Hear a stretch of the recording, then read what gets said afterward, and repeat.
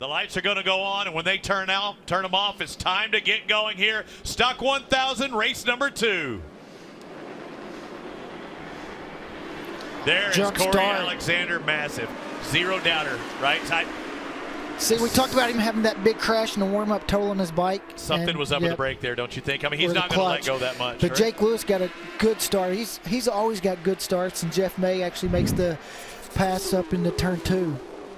Yeah, we'll watch a replay of that start. And we saw in another class where a rider just barely moved, maybe 6 inches. Oh, somebody's down. 175, Gary Virgin on the ESBK entry. Honda's again up there near the front. Geoff May in the lead, the 99. Or vice versa. Here's that crash right here off the start.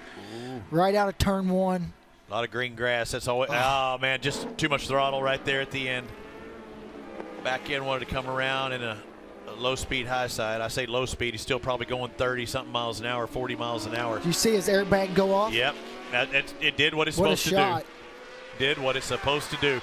That could have been the reason for Corey Alexander as well. Here's the start. Let's take a look. Far left, second bike, second row in the green. That's one, and also both of those on the second row. You're right. I didn't really see Ashton because Corey's was so egregious, but I think both of them may get the call. And Travis Wyman's starting to close in now. Yeah. I think the BMW, we know how fast it is.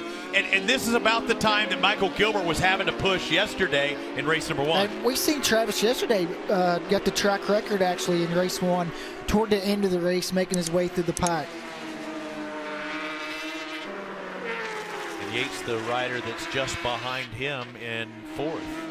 Oh, mistake out of Jake. Where'd he go? Where'd Turn he go? 7. Yeah, I was saying, was he able to make the turn? It almost looks like he caught a neutral trying to go back a gear. Sebastian Yates, and Gilbert's still not able to get by. There's the rider that's going to have to pull in. The first time they show you that jump start board, you've got 5 laps to pull in.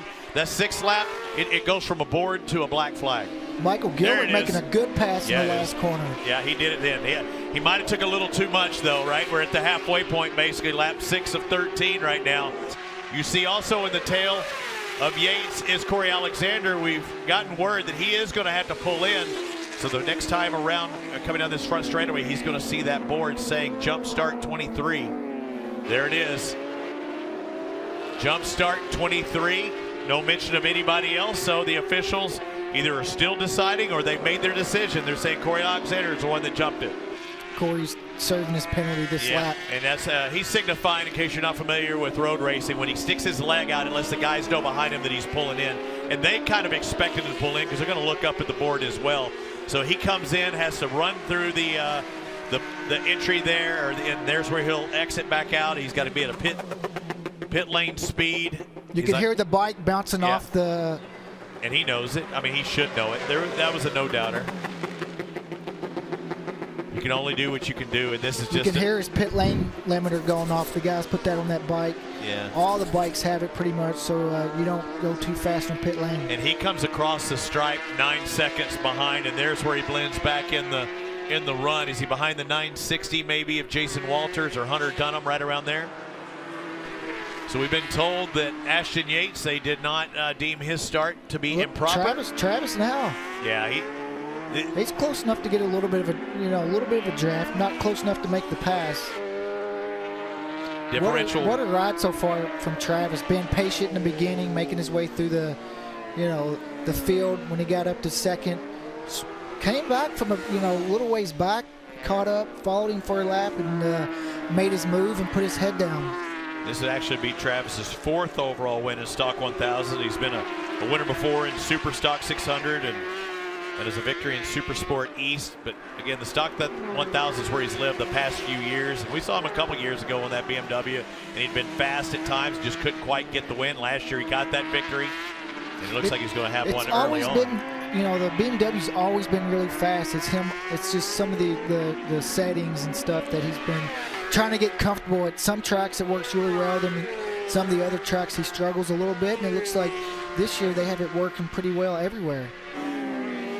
As the BMW works his way down the hill, makes the right-hand turn, he's going to look up to the flagging station, and in the second race of the year, Travis Wyman is going to take victory aboard the BMW. Second spot coming across the stripe, Geoff May on the Honda. I think something happened to Michael Gilbert last Ashton lap. Yates, right. I do not see the green bike. Michael Gilbert's in 6th, so something big happened. The Honda of Ashton Yates moves into 3rd on that final lap. I don't know if it was a pass that maybe somebody put on him or what, but yeah, definitely that last lap he was 3 seconds slower than his previous. But man, the fans got to see a good one here in Travis Wyman, our 6th different brand manufacturer winner in the BMW, takes the top spot, the number 10 California Superbike Schools entry. Geoff May, Ashton Yates comes up at that last moment and takes 3rd away from Michael Gilbert, who drops back to 6th. To Dylan Lewis with that top 5. Look at Hunter Dunham just outside the top 10.